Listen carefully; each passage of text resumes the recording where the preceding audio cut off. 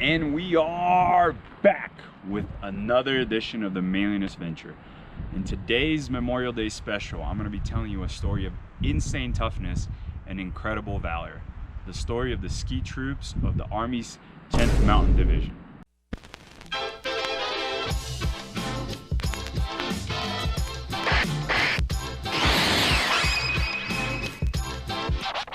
Walking in downtown Vail in Colorado, I came across this beautiful statue of this ski trooper in full gear.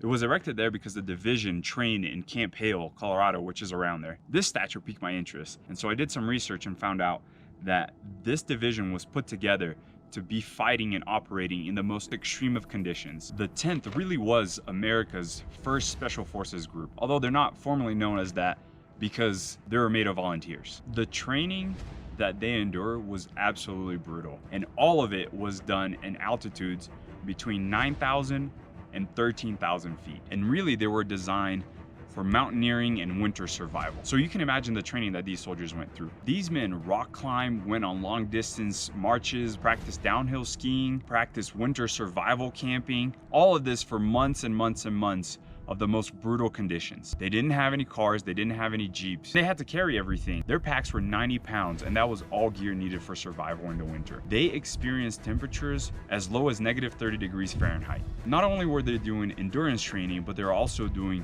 mock battles. And so many of these men, remembering their time of training, they didn't think that their bodies could physically survive the extremes that they were experiencing. Each man was pushed to his very own limit. And honestly, to them, it kind of felt like they were training for nothing, because the battle was raging on in Europe, but the 10th was not being called. But regardless, they continued to train, building themselves up, building their endurance, improving their techniques, and really toughening themselves up. I mean, these were some of the toughest and most well-conditioned men of a generation that is known as the greatest generation. Really, as I've heard it said, they were uncommon amongst the uncommon. And I think that one of the lessons that we can learn from them as modern men is toughness. In our modern lives, we are allowed to go without challenging ourselves in almost anything. I believe there's a reason why toughness is a desired quality among men. And so I think as men, we need to challenge ourselves and train ourselves to be tougher, because that is a huge part of what being a man is. And toughness, when paired with heroic acts like what the 10th was about to experience, just stirs something within us.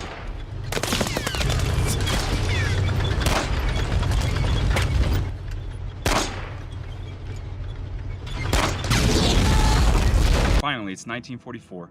American and Brazilian troops are taking over Italy, and they get to a point where they can't pass the German line anymore. The defensive line that the Germans have fortified was over 30 miles deep in a series of ridges that basically ensured that the Germans always had the high ground. Strategically speaking, this defense was almost unconquerable, especially in the winter, which is when the Allies were attacking. And that is why the 10th was deployed there. Mountain by mountain, starting on Riva Ridge, the 10th started to take over and conquer the German positions. At times, they were climbing mountain faces that the Germans thought unclimbable. At other times, they were fighting in snow that was 3 or 4 foot deep. At times, they were pinned down so bad that they called artillery on their own position to try to kill the Germans. Under a nearly constant barrage of artillery fire from the Germans and machine gun fire, the 10th had to keep advancing and conquering positions.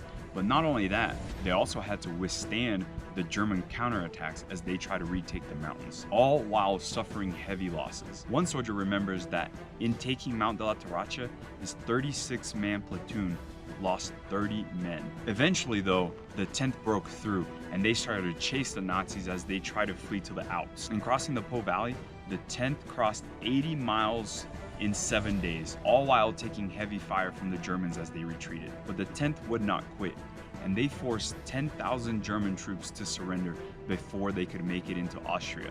Their victory in Italy was paramount to defeating Nazi Germany, but it came at a high cost. 975 men of the 10th Division were killed, and 3,871 men were wounded. As each of the surviving members of the 10th remembers their time in battle and losing friends, brothers really, every single one of them remembers how scared and fearful they were. But they pushed through and completed their duty, and because of them, the Allies finally forced Germany to surrender. So here's another lesson for us men. I think that there's a misconception that being afraid is equal to being weak. And that is absolutely not true.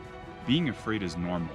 It's what you do when you're afraid that really matters. When we are afraid, we must focus on what needs to be done, what action must take place. And by pushing through our fear and still accomplishing what we set out to do, that's what true courage and valor really mean. So this Memorial Day, remember the 2 lessons that we can learn from the heroic men of the 10th Mountain Division. Train to be tougher and accept your fear. Just don't succumb to it.